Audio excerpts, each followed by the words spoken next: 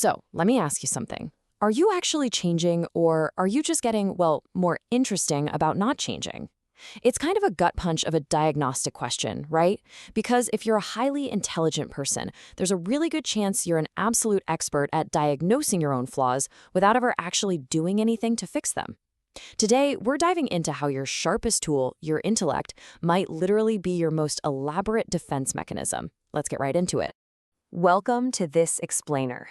Think of what we're about to do as a sort of metaphorical corporate audit of your psyche's hidden defenses. We're going to crack open the business model of your own mind, specifically a sneaky little internal company that we'll call Self-Loathing Inc., and we'll see exactly how it uses your own brainpower to keep you safely, comfortably stuck. Intellectualization is fundamentally the smart person's ultimate trap. Think of it like a beating heart caught right in the middle of heavy, grinding metal gears. Instead of truly feeling a raw emotion, grief, fear, or shame, the highly intelligent mind just shifts gears away from the emotional register and straight into a cognitive one. The emotion doesn't get lived or felt, it just gets mechanically integrated into a system. So what exactly is this mechanism? Well, intellectualization isn't just you avoiding things. It is a brilliant, highly adaptive survival architecture. It's this incredibly sophisticated defense system that literally converts somatic panic, that raw physical terror you feel in your body, and relational terror into these high-level cognitive frameworks. If you grew up in a chaotic or invalidating environment, thinking your way around a feeling might have literally saved your life. But eventually, that complexity just becomes this incredibly heavy shield. The sources sum this up with a line that is just flawlessly deadpan. Intellectualization allows us to transform panic into PowerPoint. That is exactly how the defense operates. Highly intelligent people process their pain by building these elaborate analyses, these massive metaphysical cathedrals, just to stay far above the messiness. It's a complete bypass. We don't cry, no, we create flowcharts.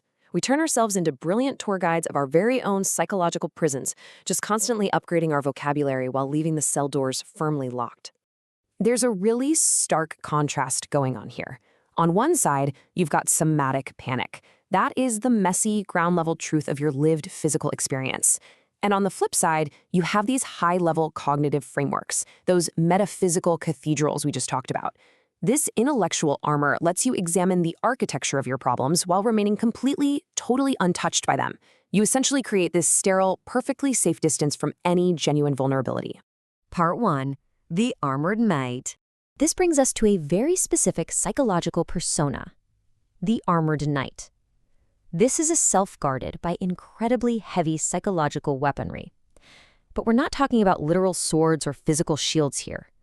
The weapons are your own competence, your intelligence, your ability to analyze everything to death. When you break down the structure of this knight's shield, it's fascinating. You have the past, where milestones get framed as narrative integration rather than the messy trauma it really was. You have competence, where you use systems thinking and technical mastery to defend your ego. You find enjoyment in generative flow states where you don't need armor, like playing around with AI or tech philosophy. And finally, there's this drive toward legacy or abstract concepts like emptiness. All of this stuff is weaponized to guard against one single thing: transformative intimacy. Part 2.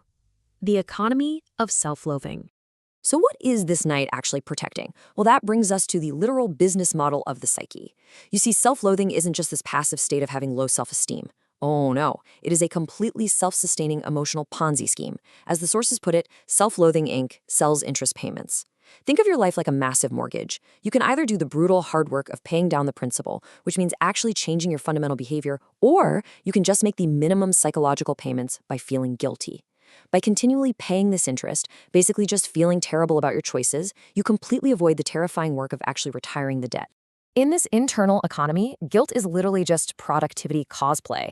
It feels productive, right? Because your nervous system is essentially running a marathon in place, but at the end of the day, you haven't actually changed a single thing. It acts like a protection racket. If you firmly believe that you are fundamentally broken and worthless, well, that self-loathing becomes a prepaid permit for stagnation. You've already condemned yourself, so your next bad decision or active self-sabotage, that's essentially free. Part 3. Intimacy as hostile takeover. Now, this twisted internal economy leads to a perfectly logical but incredibly tragic consequence: how the self-loather perceives love. When we build this massive intellectual fortress, we automatically assume the heavy, gear-like bars on the windows are there to keep the pain out. But actually, the barred window protects the racket. The isolation isn't protecting you from being hated, it's keeping love out. Why? Because love threatens to disconfirm your carefully constructed narrative of worthlessness. To Self-Loathing Inc., intimacy is a systemic, existential threat. It's a hostile takeover. The core threat here is incredibly simple. Love revokes your permit to remain unchanged. Think about it. If an activist investor, like say a genuinely loving partner, gets close enough to actually prove that you have value, that you aren't worthless, the entire protection racket collapses. You lose the profit of staying safely stuck. You'd be forced to stop paying that comfortable, predictable interest of guilt and actually do the terrifying, messy work of real behavioral recovery. And that is terrifying. Part 4, the somatic balance sheet, the antidote. All right, so how do we actually stop being the CEO of our own emotional Ponzi scheme? It starts with understanding a fascinating neurobiological response called the precision gate. When you're under extreme stress and shame, your brain's predictive coding narrows drastically and it locks down against any new beliefs. So listen to this. Your resistance to change is not a moral failure. It's a physiological defense. Your brain is actively rejecting new, healthy evidence, like someone genuinely caring for you, because it perceives it as a threatening error that absolutely must be blocked by the gate. To break this cycle, we essentially have to open up these psychological books. We need to transition away from an extractive accounting regime, that emotional Ponzi scheme where your guilt acts as interest payments just to maintain your permit for stagnation. We need to move over to a regenerative accounting regime. What does that mean? It means using somatic regulation to create a living balance sheet, which leads to genuine behavioral change.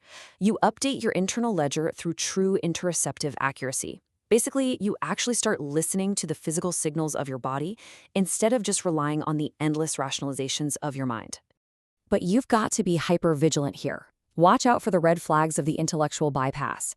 These pop up when highly intelligent people hit what's called the register gap. That's that tiny fraction of a second where you feel the pull of actual, real human contact, but instead of staying with it, you immediately reach for some high-altitude framework to save you. Catch yourself if you make a sudden, quick jump to systems or philosophical language the second vulnerability appears. Beware of those elegant frameworks that explain absolutely everything but change exactly nothing.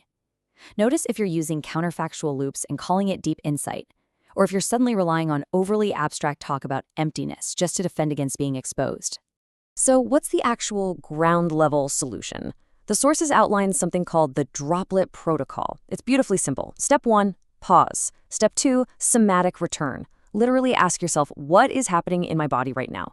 Step 3, first-person validation, followed immediately by 60 to 90 seconds of pure silence. This is a somatic intervention. It forces your threat arousal to lower before your brain can even start its cognitive gymnastics.